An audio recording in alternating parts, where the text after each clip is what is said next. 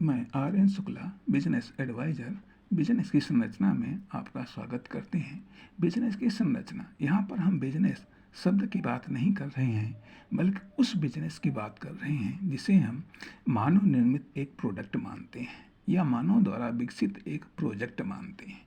तो हम इसी प्रोडक्ट और प्रोजेक्ट की बात कर रहे हैं, इसकी संरचना की बात कर रहे हैं।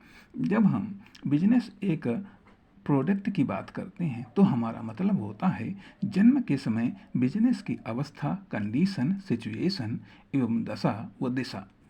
परंतु जब हम बिजनेस एक प्रोजेक्ट की बात करते हैं तो हमारा मतलब होता है बिजनेस की विकसित अवस्था, कंडीशन, सिचुएशन एवं दशा व दिशा। अब इन दोनों की संरचना, संगठन व अवयव, जिन्हें तत्व कहते हैं, पार्ट या उप पार्ट, व उनके फंक्शन कहते हैं की बात करेंगे, प्रकाश डालेंगे। उसके पहले हम समझेंगे कि बिजनेस की संरचना का महत्व क्या है। जो महत्व शरीर में ढांचे का या मकान में नक्शे का, वही महत्व बिजनेस में संरचना का, बल्कि उससे भी ज़्यादा महत्व बिजनेस को इंटरनली महत्व बिजनेस में संरचना का, बल्कि उससे भी ज़्यादा मतलब कि बिजनेस को इंटरनली क्लासीफाइड करना, फिर उसमें विभिन्न तत्वों को फिट करना बिजनेस की प्रारंभिक संरचना है। अब उन तत्वों में फंक्शन को इंस्टॉल करना सेकेंडरी बिजनेस संरचना है।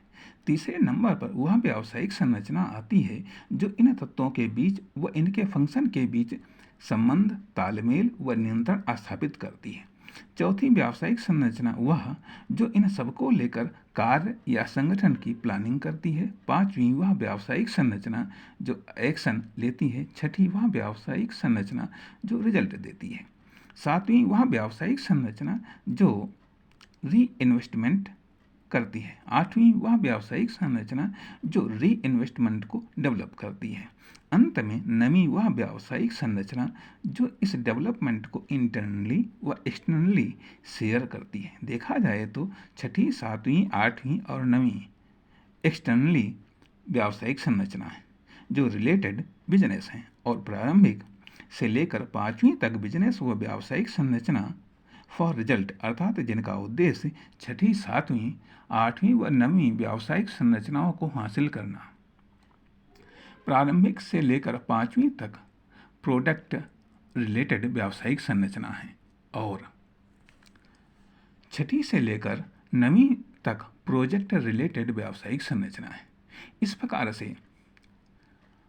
प्रकार से अब हम बिजनेस की संरचना की बात करते हैं तो वह इन सभी का समग्र रूप होती है।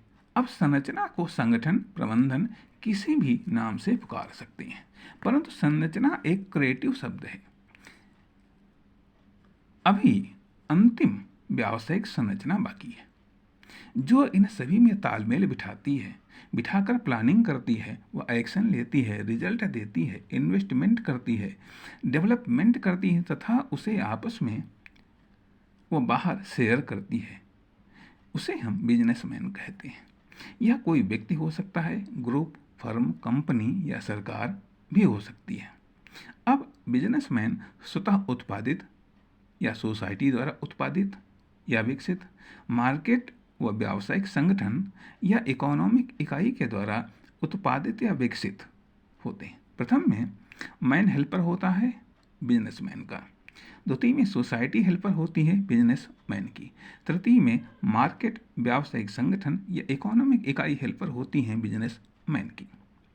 ये सब अपने अपने तत्वों से बिजनेसमैन का संगठन संरचना में शामिल बेसिक तत्व संगठन करते हैं। फिर बिजनेसमैन हेल्पर के साथ उन्हें डेवलप या विकसित करता है और प्रयास करता है आत्मनिर्भर बनने का या बनाने का। इस प्रकार बिजनेसमैन के तत्व होते हैं: नंबर 1 मानवीय तत्व, नंबर 2 सामाजिक तत्व, नंबर 3 बाजारगत तत्व, नंबर 4 इकोनॉमिक तत्व, नंबर 5 व्यावसायिक संगठनात्मक तत्व।